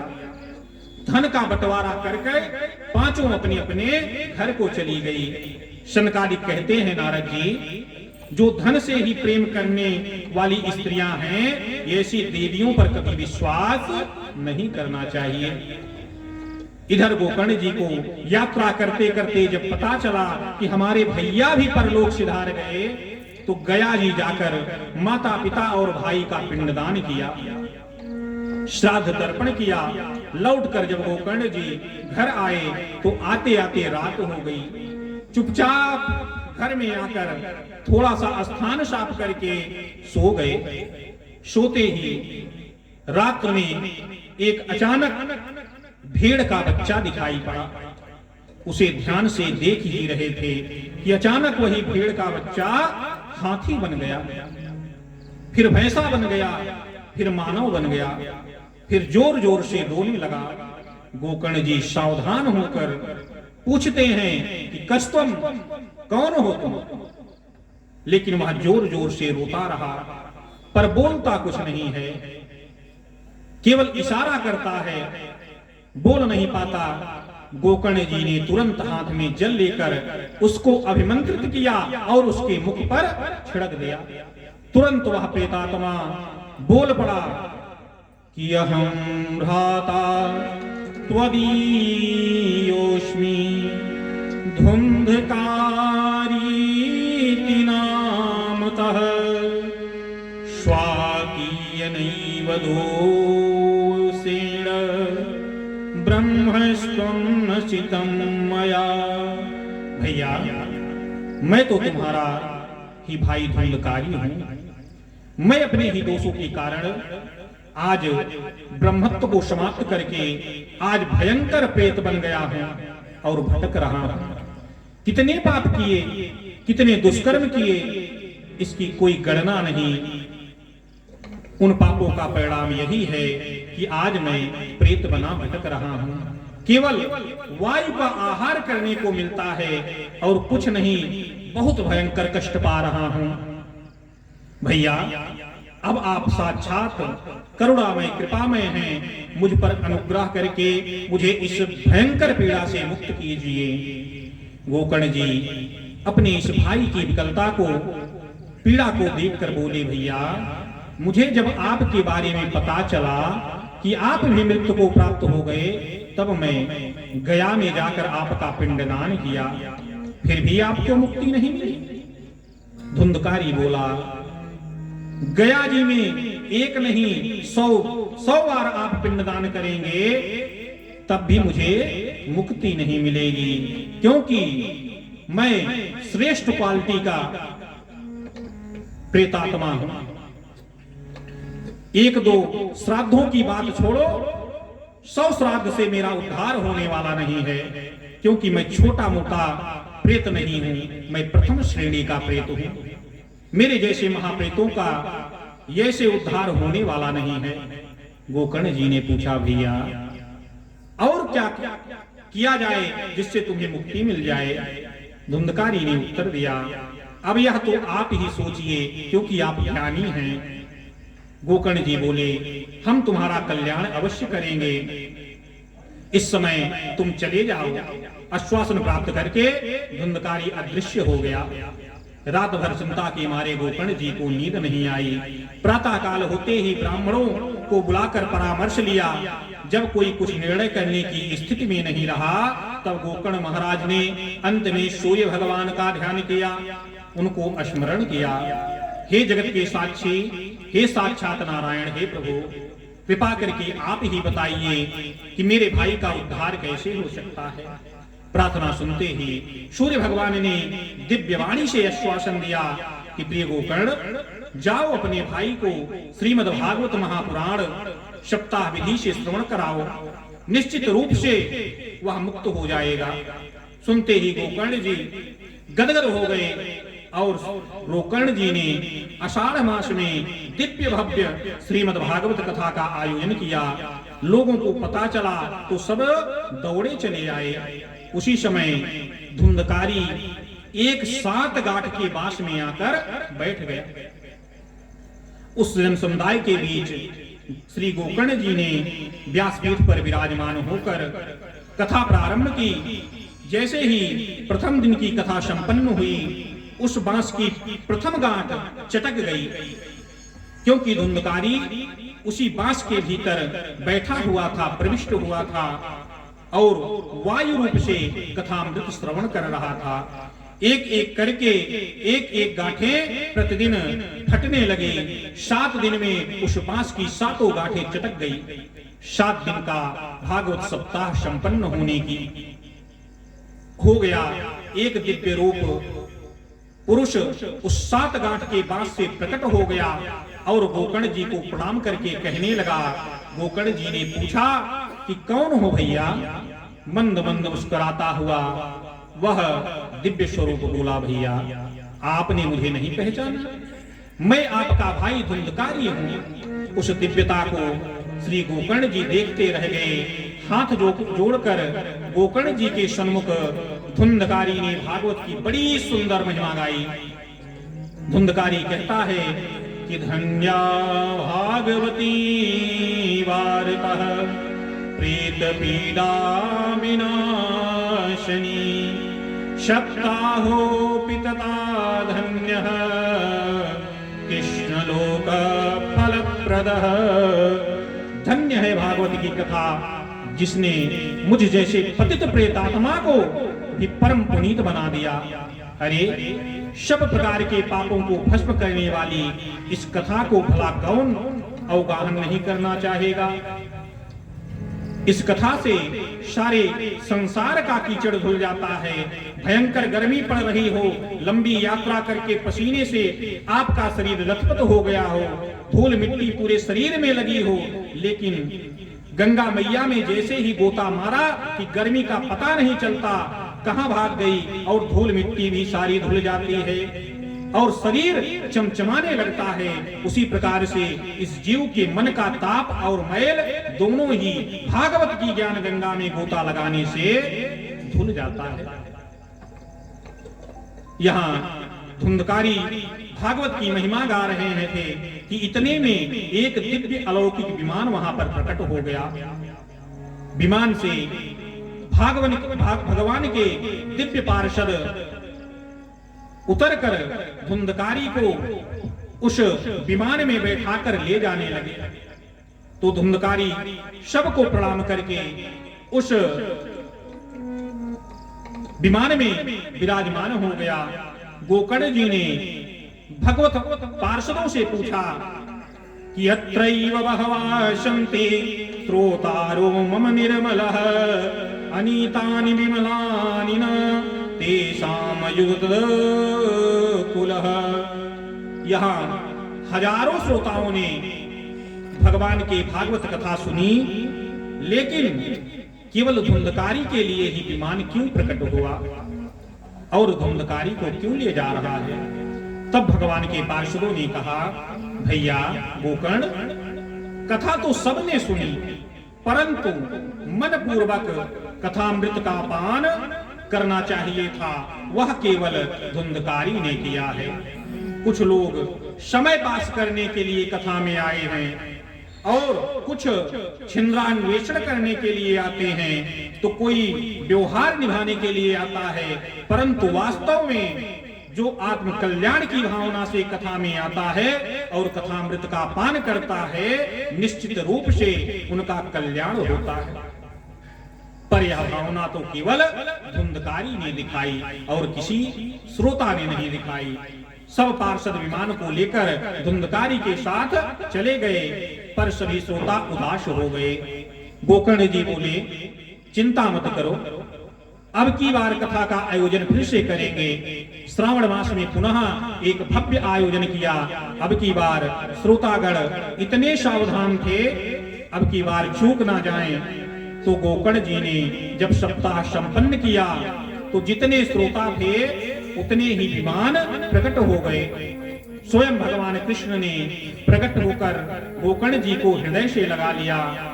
जैसे हमारे श्री राघवेंद्र सरकार प्रभु के साथ समस्त अयोध्यावासी परम धाम को प्रस्थान किए थे, ऐसे ही आज गोकर्ण जी के साथ समस्त श्रोता समुदाय भगवान के परम पद को प्राप्त कर रहा है। शंकादिक जी कहते हैं कि अब बताइए नारद जी, आप क्या कह रहे थे कि कैसे कैसे पापी तर सकते हैं? तो बताओ, धुंधकारी जैसा प्रथम श्रेणी का पापी अगर भागवत सुनने से तर जाता है, जो प्रेत योनि में पड़ा हुआ था वह भी कथामृत के पान करने से परम पावन बन गया, तो छोटे छोटे जो पापी हैं छोटे मोटे वह तो तर ही जाएंगे। तो कौन से आश्चर्य की बात है। देवर्षि नारद सुनकर गदगद हो गए और बोले, महाराज एक अंतिम प्रश्न करता हूं, भागवत कथामृत पान करने के लिए और विधि क्या है, कथा करवाने में कितना खर्चा लगता है। सनकादिकों ने सबसे पहले यही नियम बताया। प्रायः लोग यही ज्यादा पूछते हैं कि कथा करवाने में कितना खर्चा लगेगा, तो वही खर्चा आज सनकादिकों ने बताया कि विद्या है यदि संवित्तम तादृशम पारिकल्पयेत। जैसे हम बेटी के विवाह की तैयारी धूमधाम से अपनी सामर्थ्य के अनुसार करते हैं, ऐसे ही भागवत का समारोह अपनी सामर्थ्य के अनुसार भव्य दिव्य और बृहद करना चाहिए। जैसे बेटी के विवाह में कितना खर्चा लगेगा यह कोई नहीं बता सकता, वैसे इस भागवत कथा में कितना खर्चा लगेगा यह भी कोई नहीं बता सकता। सभी को अपने सामर्थ्य के अनुसार भागवत समारोह का भव्य आयोजन करना चाहिए, महोत्सव मनाना चाहिए। यदि शाकाम अनुष्ठान किया है तो किसी दैवज्ञ से बहुत बढ़िया मुहूर्त पूछना चाहिए। यदि निष्काम भाव से केवल भगवान के प्रीति के लिए आप कथा सुनना चाहते हैं तो मुहूर्त की कोई आवश्यकता नहीं है। इस प्रकार से जब मन में आवे तब सुनिए। सुंदर व्यासपीठ बनाकर किसी वैष्णव साधु पुरुष को व्यासपीठ पर बिठाकर जो समझाने में कुशल हो ऐसे ब्राह्मण का वर्ण करके कम से कम 5 ब्राह्मणों का वर्ण करो जो द्वादक्षर मंत्र का जाप करते रहें, ताकि यह जो कथा है यह विघ्न बाधा इस कथा में ना आवे। और लघ्वाहार सुखावह, थोड़ा भोजन करो ताकि कथा में कोई विक्षेप ना हो, और जैसा शरीर हो तद अनुसार वैसा व्रत लें।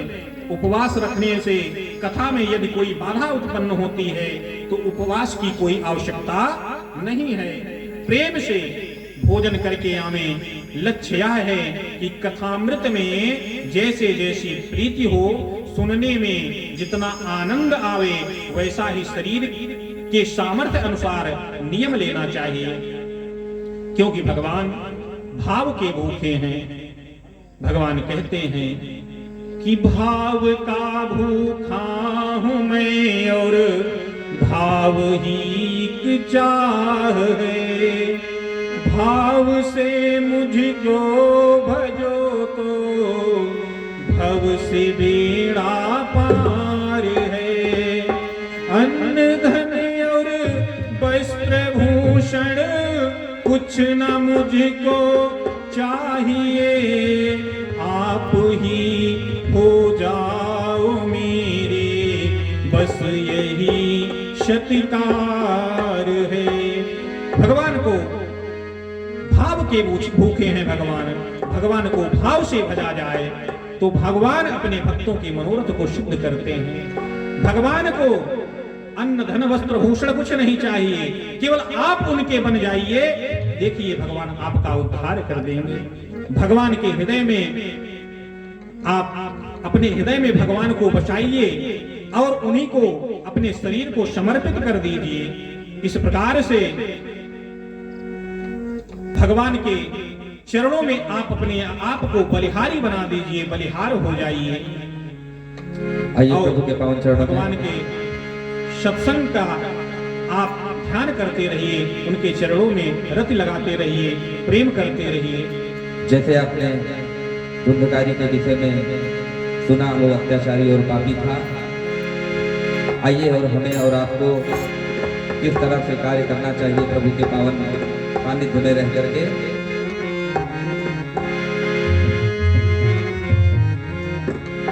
पहले के लोग जो थे सोचते थे क्या थे कि साईं इतना दीजिए,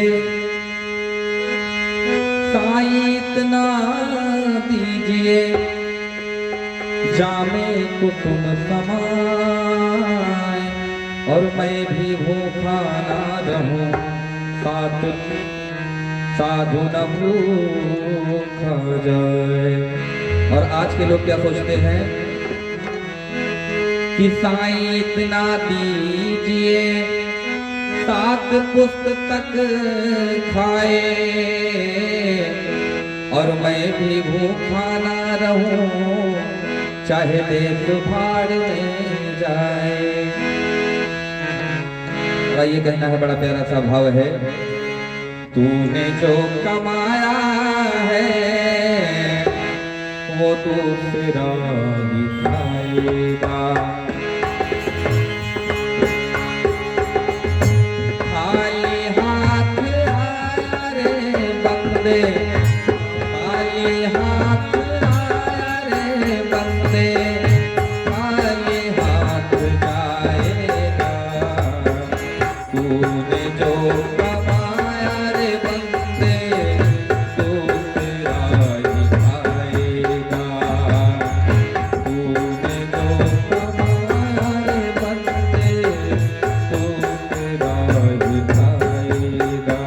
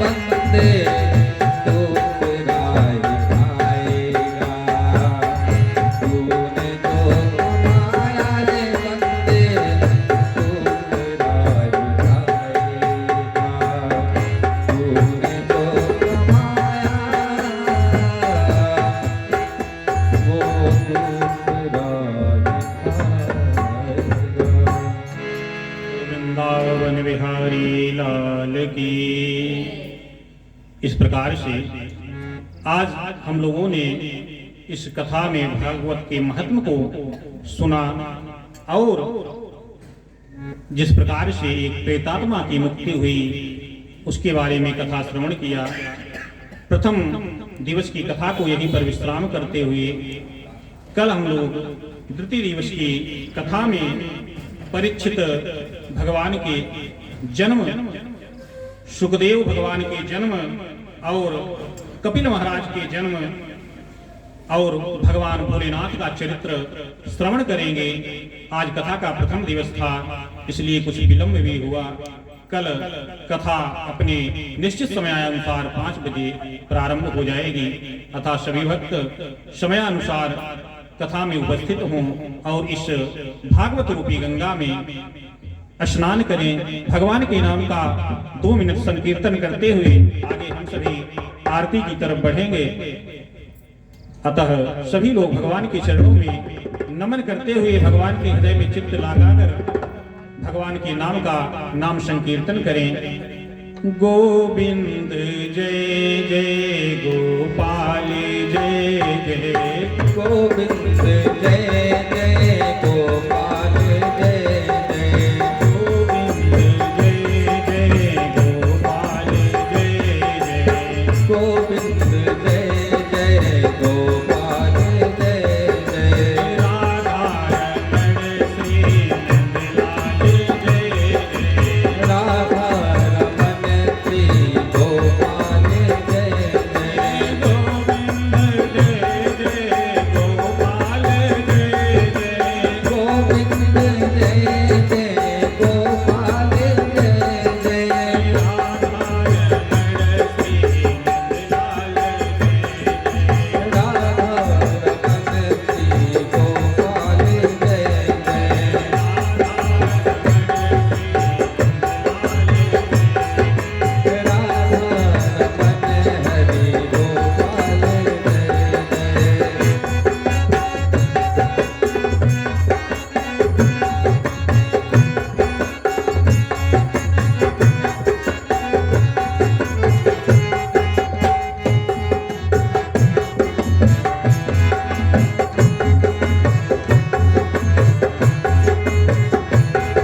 राधा रमण हरि गोपाल जय जय, राधा रमण हरि गोपाल जय जय।